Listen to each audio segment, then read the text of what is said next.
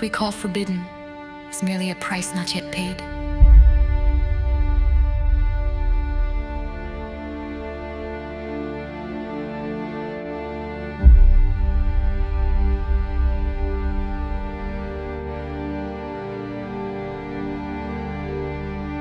They bear no crests, no banners, no written codes. Their kingdom is the margin, their faith, the passage. They are called the Smugglers.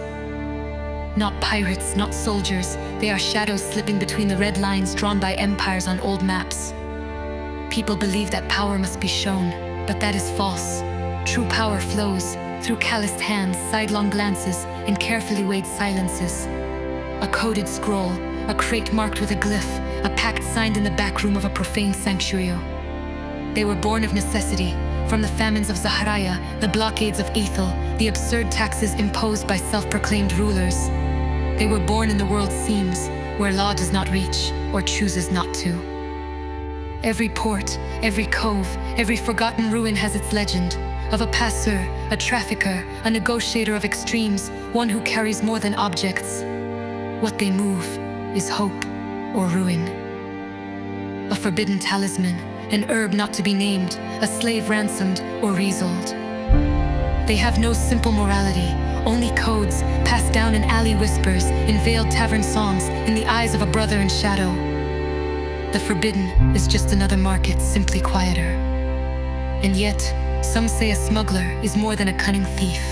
He is a resistor of borders, a craftsman of the unseen. He knows the debts and the detours, the doubtful allies and the sacred bribes. He sells, he buys, he bends the rules. But above all, he navigates the fault lines. For where dogma hardens, where priests shut their doors, where armies seal the roads, he opens paths, even through the flames. And below. In short, the smuggler is a secular mystic. A ferryman between the sacred and profane worlds, between invaders and oppressed kingdoms. It is the figure of the ferryman between worlds. In Native American cosmologies, the one who crosses borders unseen is often the one who dialogues with the dead, the spirits, the ancestors. The smuggler is, theologically speaking, a revealing heretic. He operates where the religious order collapses in favor of the powerful, and where a new morality is invented. The text is full of implicit linguistic codes, the veiled tavern chants, the glyphs, the transmitted codes. This world lives by a secret language. It is a clandestine linguist. Smugglers embody the folk anti-hero. Their reputation is passed down through the legends of every port, meaning that their existence is based on community narrative rather than written history. The smugglers are the nodes of a fluid and resilient system. They show that power is not a pyramid but a network. Their invisibility is their strength. It is a silent revolution. There is a clear echo of the Vedic cycle here. Birth, discovery, transgression, transformation. Smugglers live in a karma of exchange, where each object carried has a symbolic charge. The vocabulary evokes Nordic sagas, wandering pacts in the shadows. It's a vocabulary of ancient survival, a contemporary runic hero.